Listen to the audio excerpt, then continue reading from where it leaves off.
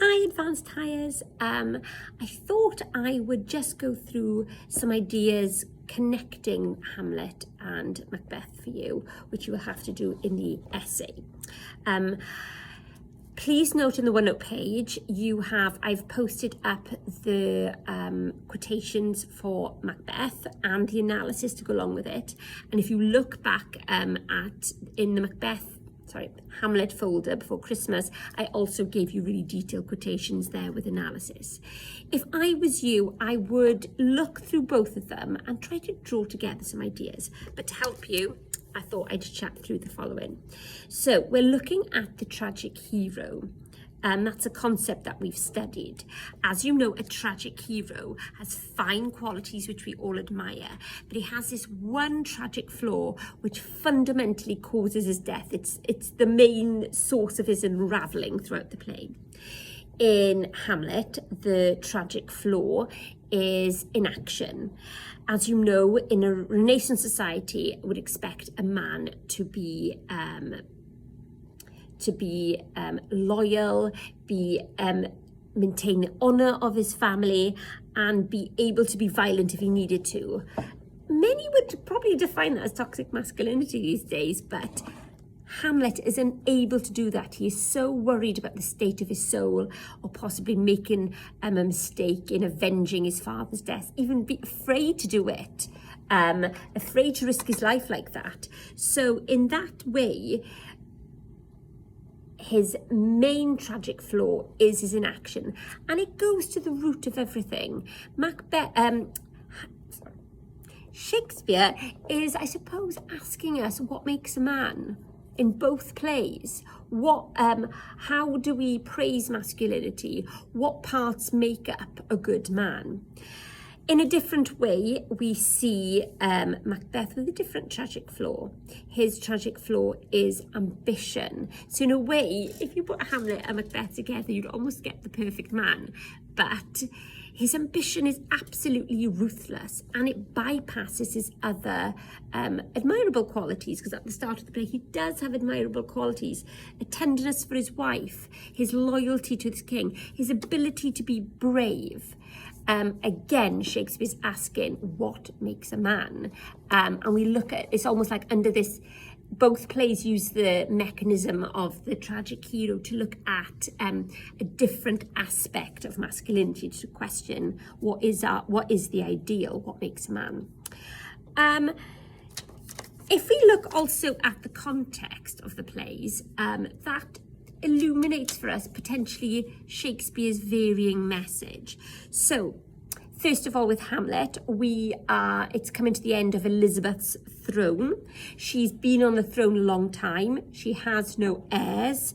There has been religious disturbance in her reign, but it's not as bad as it was with Mary and Henry before her. So she has this saying, I do not want to make a window into men's souls. As long as they pay lip service to her religion, Protestantism, it's kind of okay. And in that, we kind of see, you could argue, a slightly more progressive treatment of women. There is a more interesting take, you could say, on kingship. I mean, Hamlet's father is not in heaven. He didn't get to purge his soul through, confession. So that is actually this idea that this king has sinned and he's been robbed of his chance of making it to heaven. And the same with Claudius. He too is the king, and it's a heavy criticism of kingship in that country, and indeed it's described as a disease. So if you think of Hamlet as actually the correct king, he should be by blood, by birth, he should be the next king, almost questions the order of kingship. That would never happen in Macbeth. They're quite rigid on that. Kingship is much more of a sacred thing in Macbeth. Why? Why is it treated in a different way? Well, maybe because James is just on the throne. He's already survived a murder attempt, and this would have, the idea of establishing a secure reign would have been the forefront of his mind. So therefore, since Shakespeare knows he's wrote this play for the king, essentially, kingship is treated as a sacred entity. We do not see Duncan's murder on stage. Macbeth never should have been king. And we see the grotesque things that happen when God's order is disturbed. And you can really relate that back to James's insecurity at the start of his throne. Another thing to remember is, the shift in gender. In Hamlet, so if you think about women in the text, so go on to thinking about that, which is a possible another question. I think I prefer how women are treated in Hamlet. You've got Ophelia. Now, she is a patriarchal ideal. She's beautiful. She does exactly what her father says, even when it means breaking off the marriage to the prince. She does it. Follows him to the T, and where does it get her? She is abused, she is mocked. Hamlet in his madness treats her terribly, and eventually between Polonius's death and Hamlet's taunts, they both drive her mad. So you've got this poor wretched ideal that has been ripped apart by patriarchy. Also, you could argue that in her madness, she becomes a true criticism for patriarchy. She gets to speak outside of the ideal, and it's almost like a get-out clause. She can say things. I mean, the old Ophelia, who was an ideal, could never criticize men because, you know what, that's not a woman's place, and she would no longer be an ideal, she'd be subversive. The madness allows her to be subversive, and also is an accusation to how badly patriarchy has treated her. How is she subversive in her madness? Well, if you remember, she gives out through the language, the coded language of flowers. She challenges lots of the men, and even Gertrude. She admonishes them, and through her madness exposes the abuse that she suffered at this toxic masculinity. Gertrude is a bit of an ambivalent one. In a way, does she balance Ophelia? She, in a similar way to Lady Macbeth, is only shown how horrific her acts are through a man explaining it to her. It takes Hamlet to show how awful her actions have been and how disloyal she's been. And then she is allegedly completely disturbed by that. But remember, we also read it. She is a very powerful woman following the power in the play. So in a way, is she a typical woman being controlled by men? She's controlled by old Hamlet as a dutiful wife. Then she's manipulated by Claudius's sexuality and just goes along with it because, she's a woman and doesn't think too much. Or is she power hungry? Does she follow the power and plays it so ambivalent that you can't, when you look for it, you can't really see, even when she finds out from Hamlet, she still plays it perfectly with Claudius. You can't see what side she's on even till the very end. So is that ambivalence calculated by Shakespeare? Is he showing us a powerful woman?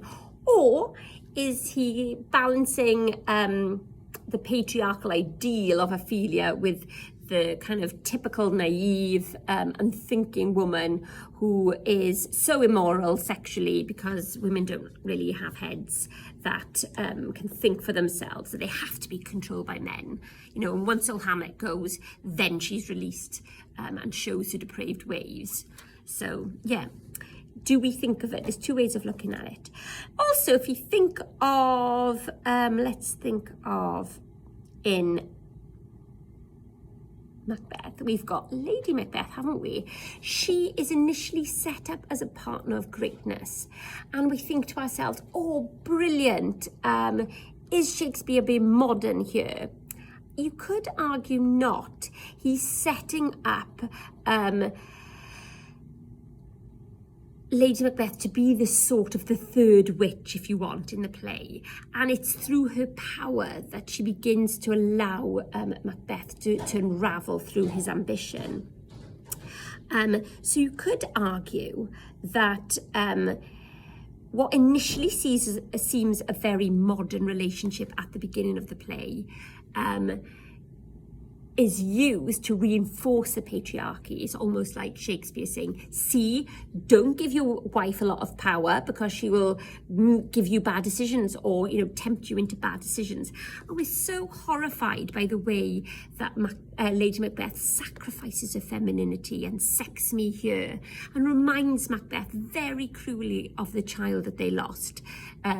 Again, you could say the idealized version of femininity in a Renaissance is the idea of the mother, producing the heirs to extend the line, and she kind of rips that apart in order to get her own way. So you could say that femininity is demonized in Macbeth, partly to reinforce patriarchal order. Remember, James is pretty sexist and did have a thing of witches. So the treatment of women is very, very different in the play. You could go on to talk about how in all the plays, the relationship between men and women break down. In Lady Macbeth, similar to Macbeth takes it off stage once he realizes that she is not in the same depth of hell as him because she cannot see the ghost. He takes her off to bed and we never see her sane again. And there's this deterioration of her sanity from that conversation on. So you could say both Hamlet and Macbeth, in different ways, taunt women with their moral revelations, and it caused them distress. And this is the idea that it's a man's job to be in charge of a woman's honour in that respect. So in a different way, I'd like us to talk about stagecraft. I don't know why I've got this big idea that stagecraft is coming up in the play as a question. So with stagecraft, think of it. Stagecraft in a way reinforces the tragic flaw. So in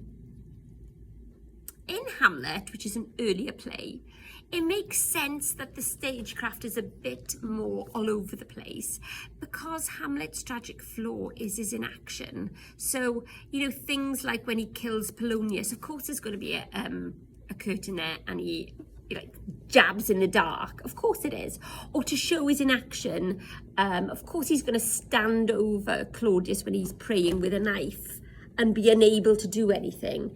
So when I think of stagecraft, if I was coming up with an argument, I would probably see it as, I'd probably say that it's brilliant that Shakespeare, and it wasn't a tradition in Renaissance to write classic scene directions, because now our stagecraft is informed by our interpretation of the language. And because there can be many varied interpretations, it opens up a varied stagecraft. So, for example, stagecraft can be split into, you could say, props, body language, and scene, mise en scène, if you like. Okay? So, with the props in Hamlet, as I said, we've got the daggers to show his inability to murder anybody. We've got, right at the end, the ambivalence of Gertrude in drinking the potion and then fainting. Is it out? Who is she doing it for? Is she trying to win back Macbeth, or does she not realise? All these things, and as I said, the silhouette of Hamlet trying to take control over Claudius. I kind of am more interested in the stagecraft in Macbeth, though. I think Shakespeare's got better of it. It's more streamlined. Things like I would mention the blood of the red hands, brilliant visual imagery of a shared guilt between man and wife.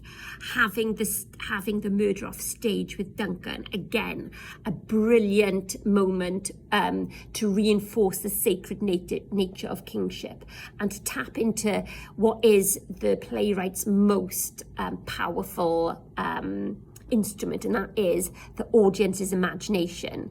We're given enough detail to imagine a horrific scene, reimagine it, and also, sometimes the ringing of the bell or these noises that appall the murderers when they're in that kind of intimate bed chamber, the outside voices and noises coming in. I also absolutely love the moment where I think the treatment of the ghost in Macbeth is far more sophisticated. In Hamlet, you've got the ghost speaking, so the ghost is there.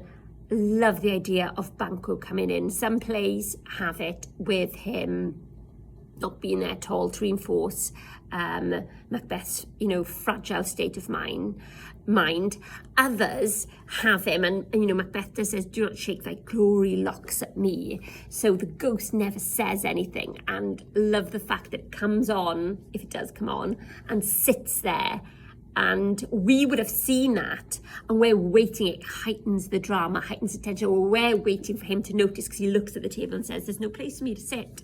And we can see, I think it's Macduff points to a place and says, "We'll sit here," and there's the ghost. It's brilliant. So it's a far more slicker treatment of stagecraft. Also, I love the candle, you've got the goodness through the lighting in the play. You've got Fleance's murder. Sorry, Fleance doesn't get murdered. Banquo's murder. And then the light goes out. And then we're given a very detailed description of the 1,000 stabs that horrible murderer did. So even if you didn't see it, you'd imagine it. Light linked to goodness. And then you've got later on Lady Macbeth, her pathetic childlike figure in her madness, and she carries this small candle as not to represent the goodness in her, but to represent the darkness all around her now, how isolated she is and how desperate she is. And then, of course, Macbeth does reinforce this by saying, out brief candle, life's but a walking shadow. We saw her in that walking shadow. That was a visual image painted through the stagecraft. So I think it's far more interesting and sophisticated in Macbeth, but there are moments that you'd have to look up in Hamlet too. Oh, one bit I forgot, which is rather good, is costume as well. I bungled this a little bit. I should have mentioned Ophelia and literally the men pulling at her in the grave. That, like, they're literally playing over her like a toy. That stagecraft is brilliant at showing how toxic patriarchy is. And another good one for Hamlet is at the beginning when he is challenged by Gertrude for wearing black. Think of everybody else is in wedding attire colours, and he's there in that black, alone, isolated, brilliantly done through costume. Okay, so that's what I kind of mean. What you need to do in your notes is, fine, you might put, give yourself a heads up with the with a few quotations that you're going to put down that you maybe can't, we all have quotations become tricky to remember, but it's more the bringing together of things. Right, if I do get a tragic flaw questions, what are the tragic flaws and how do they develop? If I get a woman question, how are women treated differently and which bits would I go for? If I get a stagecraft question, which I personally think might happen, what bits would I go for each? Okay, even me, I just forgot about the Ophelia bit in the grave. So use the notes to jog your memory. Right, that's it. That's my kind of blurb on both plays. Please feel free to ask me questions, come and see me. I love nothing more than to chat to you about this.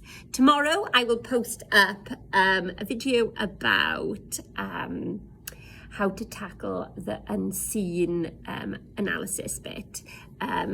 and how much to write and what to look out for. Okay, see you tomorrow, or see you online. Who knows these days? Oh, remember 6 tomorrow. I want your creative writing in. Bye.